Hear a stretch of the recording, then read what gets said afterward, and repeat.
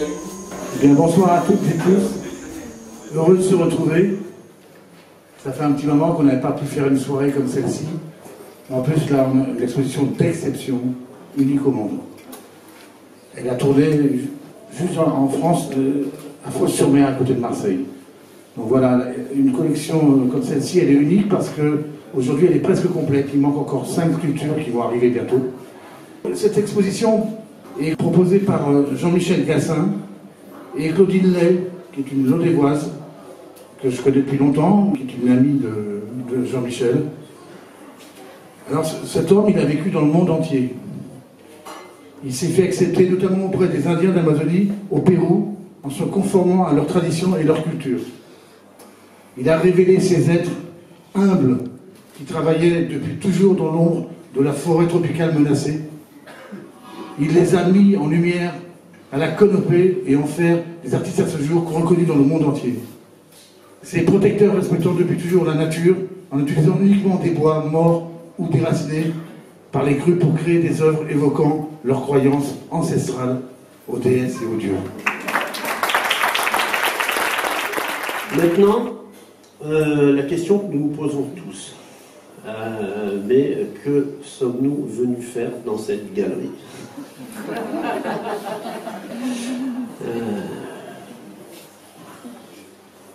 Et il va être question, puisque c'est le sujet un peu provocateur de la conférence, il va être question de chamanisme.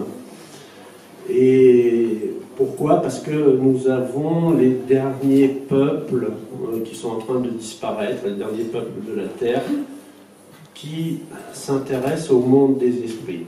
Voilà. Il est clair que ce que les chercheurs russes du XVIIe siècle, qui ont commencé à étudier ces traditions autour des esprits, et qui ont appelé ça chamanisme, hein, c'est un mot qui existait sous une autre version, que personnellement je préfère. À peu près à la même époque, on a créé le mot animisme, parce qu'on a essayé de regrouper toutes ces traditions en fait diverses sous une appellation. Et donc animisme, pour moi, ça me parle plus parce qu'il est question d'animal, d'animé, d'âme. Et je trouve que c'est vraiment, ça correspond bien à ces pratiques anciennes. Dans ces pratiques anciennes, il y a le culte des esprits, et c'est ce que vous êtes venus voir dans cette exposition, et c'est aussi ce qui résonne au fond de notre mémoire collective, c'est-à-dire dans notre inconscient. Il y a ce peuple des esprits, bien que nous soyons devenus extrêmement cartésiens, que nous ayons fait des choix très différents, en tout cas de nous éloigner des traditions de nos ancêtres.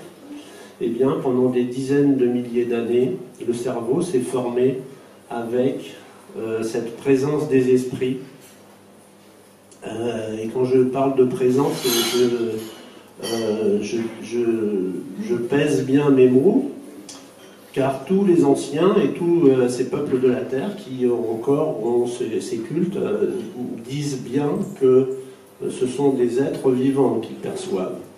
Donc les sculptures que vous voyez représentées ici, en fait, ne sont que les émanations d'esprits vivants perçus encore par les Indiens d'Amazonie et dans d'autres pays aussi. On a encore des souvenirs de ces personnages. Alors qu'est-ce que c'est que cette histoire d'esprit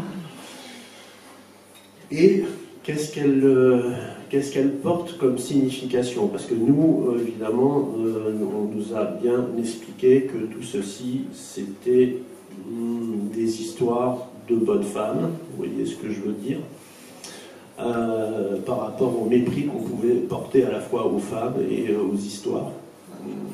Et donc, on nous a expliqué que ça n'existait pas. Et on peut voir les choses comme ça, effectivement, on peut voir les choses comme ça, on peut voir les choses de plein de façons différentes. Il n'empêche que nos ancêtres ont tous honoré les esprits parce qu'ils ont perçu, en fait, des intelligences dans la nature. Alors il y a différentes sortes d'esprits, je ne vais pas m'étendre sur la question, je vais rester dans un premier temps sur les esprits de la nature, puisque c'est eux qui sont représentés dans cette exposition. Et ils ont développé une relation aussi, une relation de respect, parce que les esprits sont comme des voisins, en fait. Il y a on va essayer de respecter ses voisins, de ne pas faire trop de bruit, voilà, de ne pas laisser nos ordures n'importe où. Et donc le monde des esprits, pareil, on va le respecter dans toutes ces traditions anciennes, hein, qu'elles soient d'Asie, d'Afrique, d'Amérique ou même d'Europe autrefois. Il y avait ce respect pour le monde des esprits, mêlé évidemment aussi de crainte et de superstition, ce qui a nui, on peut dire, à cette pensée, en fait, cette pensée animiste. Hein. Donc, animisme et chamanisme. Alors, ce monde des esprits, il est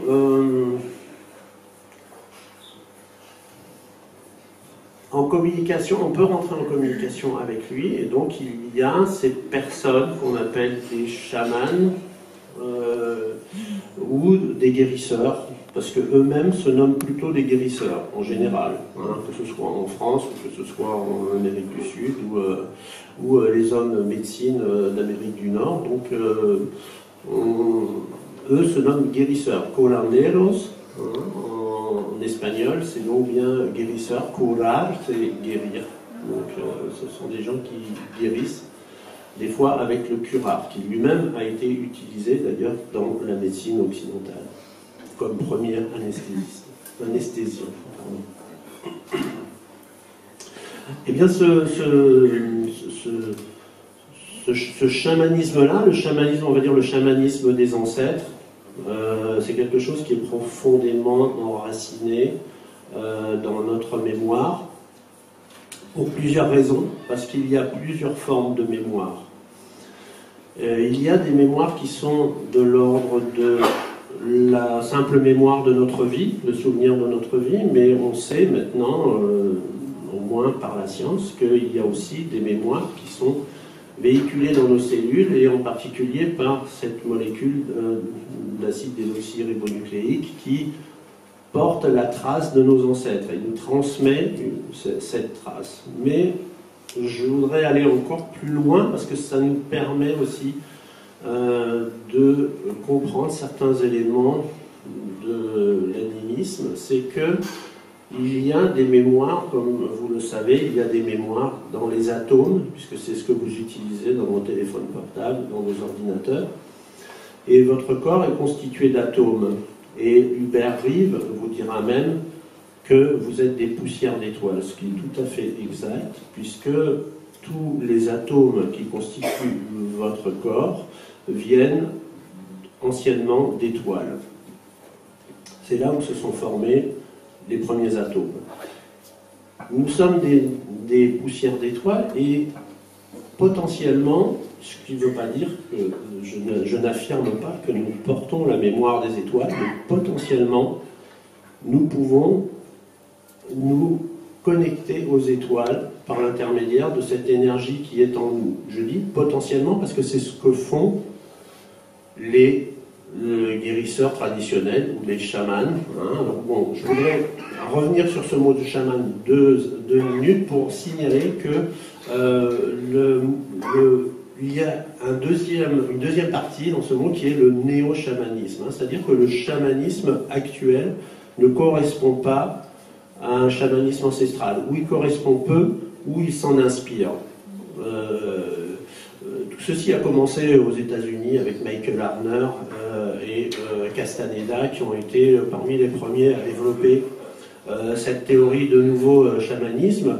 Je ne vais pas m'attarder là-dessus parce que ce serait très long de développer toute cette histoire, mais elle se prolonge encore aujourd'hui dans tout ce que vous proposent les néo-chamans, c'est-à-dire les chamans modernes. Hein. Alors, il serait très facile, là, de dire ce qui est ancien est vrai et authentique et bon, et ce qui est moderne est faux et mensonge, ce n'est pas vrai. Ne tombez pas dans ce panneau, bien sûr qu'il y a dans le chamanisme moderne des charlatans, des gens qui profitent, qui essayent de nous arnaquer. Bien sûr qu'il y en a, il ne faut pas le nier non plus, hein, en étant très bisounours, hein, c'est-à-dire vivant dans un monde où tout le monde est beau, tout le monde est gentil. Ce n'est pas le cas, mais je peux vous dire aussi que dans l'animisme traditionnel, il y a aussi ce phénomène, c'est-à-dire que l'homme étant ce qu'il est, eh bien, il peut, avec ses intentions, soit mettre un esprit de guérison, soit mettre un esprit de pouvoir. Et que ce soit dans les traditions anciennes ou dans les traditions modernes, on retrouve ce schéma de fonctionnement de l'être humain. Mais revenons à nos mémoires. Ces fameuses mémoires qui sont inscrites à l'intérieur de nous et que l'on peut faire ressurgir grâce à différents types de pratiques dites chamaniques qui sont principalement la transe, la méditation, l'utilisation des plantes psychotropes, mais on voit dans toutes les traditions ces phénomènes qui nous permettent de communiquer, par exemple les derviches tourneurs. Si vous voyez le type de chamanisme que c'est, en fait, ce sont des musulmans. Les derviches tourneurs ont été intégrés à la religion musulmane parce qu'il y a eu toute une période où la religion musulmane a intégré, comme les chrétiens aussi, ont intégré les traditions anciennes. Et ensuite, les chrétiens ont coupé le lien avec les traditions anciennes. Vous savez très bien l'histoire des sorcières qu'on a brûlées. Bon, là aussi, il y a beaucoup de choses à dire là-dessus, et puis de vérité et de contre-vérité, mais je vais continuer sur la lancée de cette intégration qu'ont fait les musulmans à travers les soufis. Ce qu'on appelle les soufis, qui sont des sages musulmans, sont des anciens chamans, entre guillemets, qui se sont convertis aux musulmans, mais qui ont gardé leur tradition. Les soufis, c'est intéressant par rapport à la mémoire des atomes qui nous constituent, c'est que eux se relient aux étoiles. Donc à travers la transe qui est provoquée par cette danse absolument fascinante, c'est-à-dire qu'on tourne sur soi pendant des heures, pendant des jours. Et donc voici comment une partie de nos ancêtres ont communiqué avec ces puissances qui sont en nous. Mais d'autres traditions, celles des bouddhistes par exemple, où on vous enferme pendant 3 ans, 3 mois et 3 jours dans une grotte, afin de vous mettre en relation avec toutes ces mémoires qui sont en nous. Donc la méditation est aussi une façon de se connecter à nos mémoires, à tout, en fait, cet univers qui nous peuple. Et là, ça devient intéressant, c'est avec le mot de psyché, parce que psyché, qui, comme vous savez, veut dire un miroir, veut aussi dire l'esprit, en fait. Et donc l'esprit qui nous habite est comme un miroir, en fait, qui fonctionnerait, un miroir de l'univers, un miroir du monde, à l'intérieur de nous-mêmes, et ce sont ce type d'exploration que propose un certain nombre de néo-chamans, mais aussi de traditions anciennes, évidemment. Et les Tibétains, eux, ont trouvé, par l'intermédiaire de la méditation, ce chemin vers toutes ces mémoires intérieures. Et ces mémoires qui ne sont pas forcément toutes sympathiques. Même les Tibétains le savent bien. Alors moi, dans cette exposition, j'ai vu des fois des gens rentrer et partir en courant parce que quelque chose leur faisait peur. Ce qui peut faire peur dans cette exposition ou dans ces mondes qu'ont montré nos ancêtres, hein, les Tibétains, les Hindous, les Égyptiens, il y avait partout des choses qui étaient ténébreuses et qui faisait peur, en fait, c'est simplement la partie cachée de notre inconscient, de ce que Freud a appelé l'inconscient, c'est-à-dire tout ce que nous avons enfoui, toutes les mémoires que nous avons enfouies en nous, mais qui sont quand même là, et qui sont accessibles, mais qui nous font peur.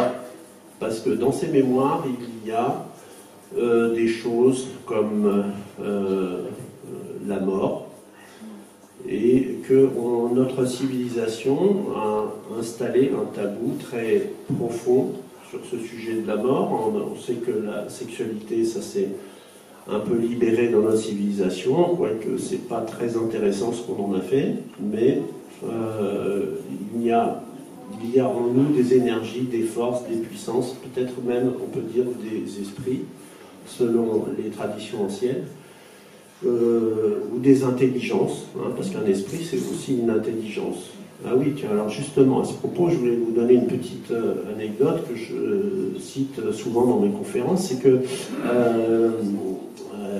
quand vous donnez à des scientifiques une poignée de terre, aucun, pour l'instant, hein, mais sûrement encore pour un bon moment, ne pourra les transformer en fleurs, en fruits, en herbes ou en animal. Et pourtant, les hommes qui ont observé la Terre ont perçu en fait que des choses pouvaient naître de cette Terre, de se former, et donc ils ont perçu l'intelligence qui était cachée à l'intérieur de la matière. En fait, cette intelligence, et c'est cela qu'ils ont nommé esprit. Comme quoi, c'est quand même un sujet assez intéressant de ne pas mépriser le monde des esprits, parce que le monde des esprits nous habite. Donc si nous méprisons le monde des esprits, ça veut dire que nous méprisons une partie de nous-mêmes. Voilà.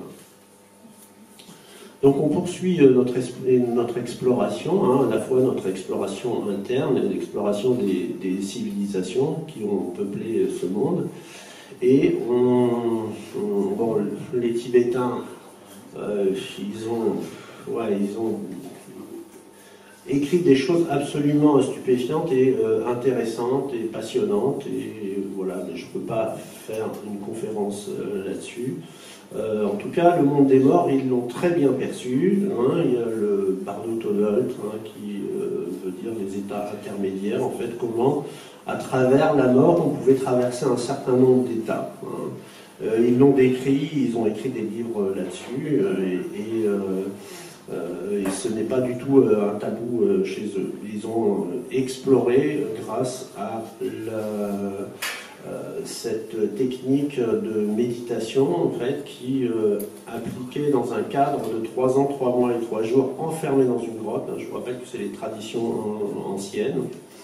Eh bien, quand vous sortez de là, vous avez vu des choses que personne d'autre n'a pu voir dans son esprit. Et donc, vous en rapportez un certain nombre d'informations qu'ils ont consignées dans des livres. C'est très très intéressant. Et ce n'est pas ce qu'ont fait la plupart des traditions, en tout cas des traditions dites chamaniques ou traditions animistes. Elles n'ont pas d'écriture, la plupart. Ce qui fait que l'enseignement appartient à la personne qui est à la fois ce médecin, ce prêtre, ce guide pour un petit groupe ethnique, hein, et que l'on a appelé le chaman. Alors, pour aussi la petite histoire, je vais vous dire que le chaman, en fait, à l'origine, c'est le nom d'un sorcier. Ah oui, parce que alors j'ai prononcé le sorcier, ça y est, j'ai prononcé un gros mot.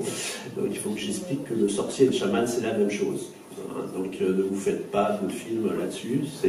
Donc il y a ces sorciers, hein, qui s'appellent des chamans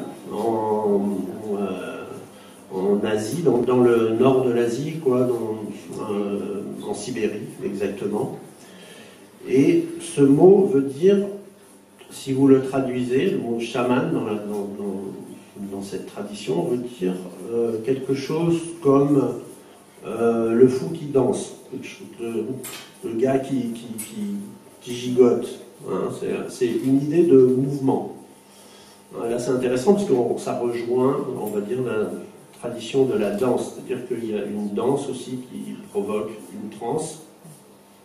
Pas chez tout le monde, mais en particulier chez certains individus qui sont repérés en fait dans les traditions anciennes, où on voyait que les gens étaient prêts à accueillir l'enseignement de l'ancien. À ce moment-là, ils étaient pris en formation. Et donc, les chamans, c'est une toute petite tradition du nord de la Sibérie. Et ce qui fait que maintenant, on appelle tout le monde des chamans, c'est-à-dire que le sorcier africain, ou le guérisseur sud-américain, ou le guérisseur africain et le sorcier sud-américain. Parce que, voilà, c'est beaucoup plus... Les différences sont beaucoup plus compliquées que ça. C'est-à-dire que le sorcier, c'est quand même quelqu'un qui est spécialisé avec le monde des morts. Hein. Et donc, dans ces sculptures, vous avez un certain nombre de choses qui renvoient à la mort et qui renvoient au voyage.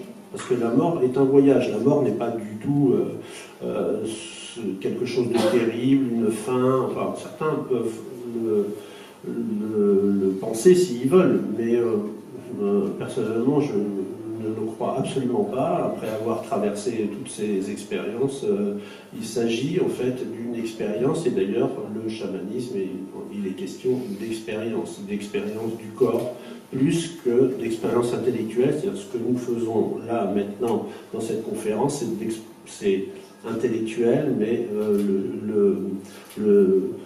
l'animisme ancestral ne nous enseigne pas quelque chose, hein, à part les bouddhistes et quelques rares peuples. Non, en fait, il nous fait pratiquer avec notre corps une expérience qui nous amène dans un état de perception différent. Voilà. Là-dessus arrive l'histoire des plantes qui sont très à la mode en Amazonie en ce moment, et qui sont des psychotropes très puissants, mais qui existent pas seulement en Amazonie. Ça existe dans tous les pays du monde, hein, y compris en Europe, chez nos anciens.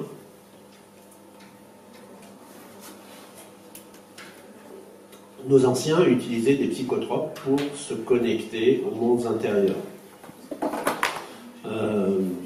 Par exemple, la mamite du mouche était très utilisée dans toute l'Europe jusqu'en Asie. Et c'est pour ça qu'on voit des petits nains dans les films de Walt Disney, parce que Walt Disney lui-même prenait des champignons hallucinogènes. Et petite info en passant. Et donc, c'est assez rigolo, effectivement, mais concrètement, ça nous amène à rentrer en connexion avec des esprits, des petits nains, des elfes, des fées, des choses comme ça. Donc, rien ne vous empêche de faire l'expérience, tout en sachant que là, vous utilisez quand même une voie. Hein, je parle de voie, en fait, de voie de connaissance, des voies de connaissance de soi, une voie qui est très difficile parce qu'elle est apparemment assez facile. Hein, vous prenez une substance, un psychotrope, et vous pensez que ça y est, c'est fait. Pas du tout. Si vous rentrez vraiment dans cette pratique des plantes, sachez qu'il y a beaucoup d'ennuis qui vous attendent. Et que c'est justement votre capacité à dépasser ces ennuis qui feront que vous rentrerez plus profondément dans la connaissance de qui vous êtes. Mais c'est un avertissement à destination de toutes les personnes qui se lancent dans le tourisme des plantes, hein, que ce soit les plantes mexicaines comme le peyote, les plantes sud-américaines comme le toé, l'ayahuasca, que ce soit les plantes africaines comme l'iboga, enfin toutes ces plantes, puisqu'il y en a des centaines, hein, il y a un livre même qui a été écrit par celui qui a découvert le LSD, qui a écrit un livre sur les centaines de plantes qui sont connues dans le monde pour être des psychotropes plus ou moins puissants. Au passage, le cannabis, que beaucoup de Français ont l'habitude de fumer, est un psychotrope qui est utilisé par les soufis, les fameux musulmans, les soufis d'Inde, qui utilisent le cannabis comme une plante sacrée, c'est-à-dire que c'est une cérémonie, et c'est dans le cadre d'une cérémonie que l'on pratique un travail en lien avec les plantes. Tout ça, toujours pour la même raison, c'est connais-toi toi-même et tu connaîtras l'univers et les dieux. Donc je voulais quand même glisser cette petite information concernant les plantes. Attention, ce n'est pas anodin, il vaut mieux se préparer à des choses très difficiles, comme accepter sa propre mort, par exemple, c'est quand même pas quelque chose de simple. Avoir des connexions avec des êtres invisibles, c'est pas évident, parce que quand tout d'un coup vous rencontrez un esprit, hein, comme le font régulièrement les peuples d'Amazonie, en tout cas les guérisseurs, ou tous ces peuples de la Terre, tous ces peuples anciens, quand ils rencontraient un esprit, ils le rencontraient vraiment. Et si vous vous lancez dans une expérience où vous allez rencontrer des esprits que vous ne connaissez pas, ça risque de poser un certain nombre de problèmes, d'autant plus que certains esprits ne sont pas commodes, comme vous pouvez le voir dans les sculptures qui sont ici, hein, et comme vous pouvez le voir aussi dans les peintures tibétaines, et comme vous pouvez le voir en Égypte ancienne, ou dans tous ces peuples qui ont laissé des traces, ou sur les cathédrales. Hein. Je vous rappelle que les cathédrales en France étaient peintes avec des couleurs très criardes, donc peut-être pas tout à fait les mêmes que celles-là, mais en tout cas très bleues, très rouges, très jaunes, des choses, voilà. Toutes les églises, les cathédrales, il en reste encore quelques-unes qui sont peintes, quoi, et on fait des projections parce que il y avait ce désir de retranscrire quelque chose de très important, c'est de retranscrire le monde du rêve dans une certaine réalité.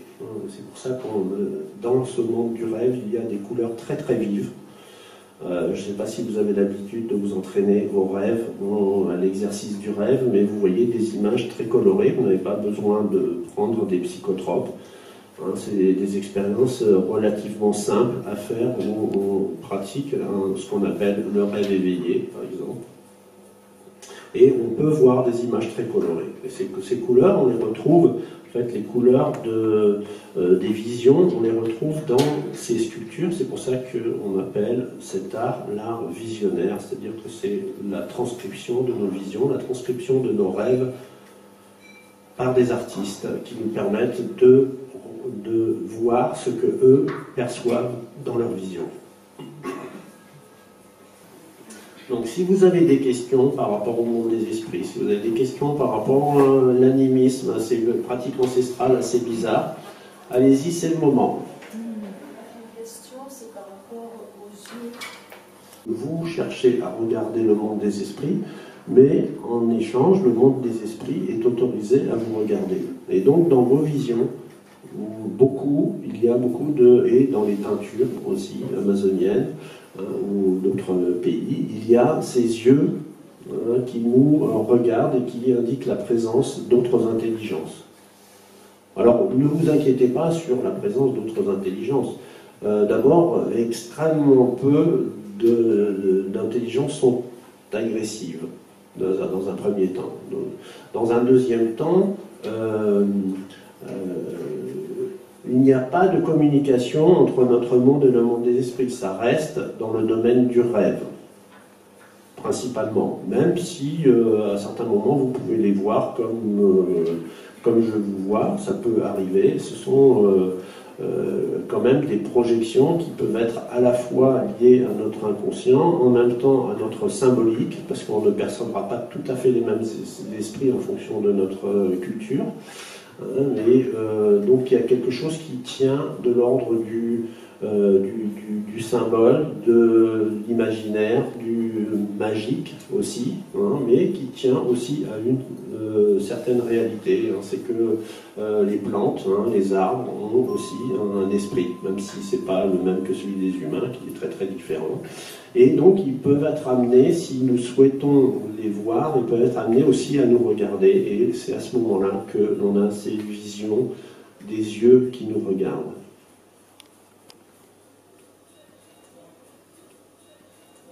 Pour ce qui est de la question des sculptures, en fait, c'est mon idée à l'origine. Donc ça n'a rien de traditionnel, d'ancestral, de choses comme ça. C'est juste que j'ai remarqué qu'il n'y avait pas de panthéon en Amazonie, c'est-à-dire qu'il n'y avait aucune représentation, ni des esprits, ni des dieux, ni des déesses comme Yemanja, Yakuluna. Là, on n'a pas de représentation, et donc je souhaitais pour remercier la forêt de tout ce qu'elle m'avait apporté, parce que je suis un amoureux de la forêt primaire depuis très très longtemps. Et je souhaitais remercier la forêt, donc je me suis dit quoi de mieux pour la remercier que de la faire apparaître dans notre civilisation avec des représentations qui pouvaient rentrer dans les musées ou que tout le monde pouvait voir ou sur lesquelles on pouvait reconnaître la valeur de ces civilisations, de ces peuples en tout cas qui vivent dans la forêt et qui ne sont pas du tout des primitifs comme on le croit, mais qui sont des humains tout comme nous, avec le même niveau d'intelligence et pas du tout le même regard sur le monde. C'est tout. Donc ça permettait, en fait, au monde occidental de rencontrer le monde de ses ancêtres, hein, en même temps que des ancêtres de la planète. Voilà, donc c'était mon idée un peu farfelu, mais quand même, comme j'ai mis beaucoup de soins et j'ai rencontré plein de gens qui m'ont aidé, et comme j'en ai rencontré ici à l'ODEF, qui m'ont aidé pour monter cette exposition. J'ai eu beaucoup de chance et j'ai pu demander aux artistes déjà de donner une représentation de leurs rêves à partir de deux techniques, une technique de sculpture qui existait en Amazonie, qui était un gars qui s'était mis à représenter les esprits en sculpture, comme ça, sur des racines. Hein, donc j'avais vu ça, et j'avais vu aussi un ancien guérisseur qui peignait ses visions et qui avait monté une école de peinture pour les jeunes avec l'aide d'un universitaire argentin qui s'appelle Eduardo Luna.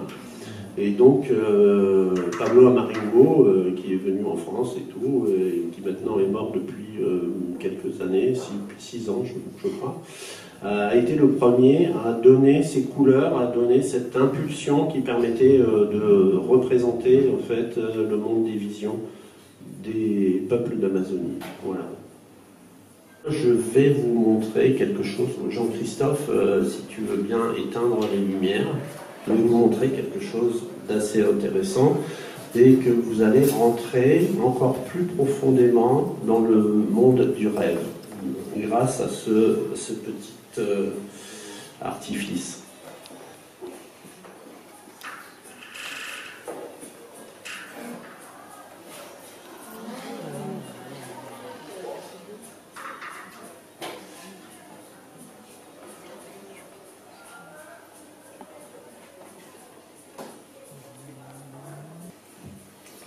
Voilà, donc là, vous avez à la fois ce travail de représentation du rêve qui est mis en valeur par le don des artistes, en fait. Hein. Donc ces artistes sont absolument remarquables. J'ai mis un certain temps à les sélectionner, à les réunir. On a discuté très longuement sur les systèmes de représentation, la façon d'adapter une peinture amazonienne qui était en 2 dimensions, en 3 dimensions, la manière de représenter la formation du rêve, en fait, tel qu'il se présente dans notre psyché. Et vous avez pu admirer un peu le travail qui est avec cette peinture. C'est pas de la peinture d'Amazonie, vous avez bien compris, mais les artistes, au début, je voulais que ce soit des peintures naturelles, et ils ont tous refusé. Ils ont dit non, nous on ne rêve que d'une chose, c'est avoir de la peinture qui nous permette de représenter réellement nos visions. Et donc ils ont rapidement opté pour cette peinture fluorescente. Et j'ai quand même eu, il a fallu que on avait déjà commencé le projet, donc certaines peintures n'ont pas été peintes avec la peinture fluorescente. On a eu de la peinture de très haute qualité par une association belge qui nous a fait un don. Et puis on a eu cette peinture, la Liquitex, qui est une peinture fluorescente qui permet vraiment de passer du monde du jour au monde de la nuit. Et c'est intéressant parce que ce monde de la nuit rejoint un peu le monde du subconscient. Et toutes ces zones d'ombre qui sont en nous et qui sont très peu connu par notre civilisation, qui s'intéresse beaucoup à la lumière, mais très peu à l'ombre et à cette nature féminine qui nous habite. Quand j'ai demandé aux sculpteurs, qui étaient tous des hommes, parce que je n'ai pas trouvé de sculpteurs femmes, je leur ai demandé de représenter les esprits de la nature. Ils ont sculpté des femmes, et voilà, d'autres ont sculpté aussi d'autres scènes, mais beaucoup de femmes, en fait. Dans l'exposition, on voit des animaux avec le guérisseur, au-dessus du guérisseur, à côté du guérisseur, des animaux qui accompagnent le travail du guérisseur, et on voit des guérisseurs qui se transforment en animal. Parce qu'il vous explique, ça a été montré dans le petit documentaire qui a été fait sur l'association, il vous explique que l'animal, c'est le protecteur, l'arcane, le protecteur du guérisseur. Donc il s'habille, en fait, il se transforme en animal de façon à pouvoir pénétrer les mondes du rêve. Je suis bien content que les sculptures soient ici et j'espère qu'elles vont rester longtemps, l'ODEV. Merci, en tout cas c'est magnifique et vraiment. Merci aux artistes. Merci aux artistes et à vous-même, et à vos associations. Merci beaucoup. Et à nos ancêtres. Vous faites du bien. Voilà, merci.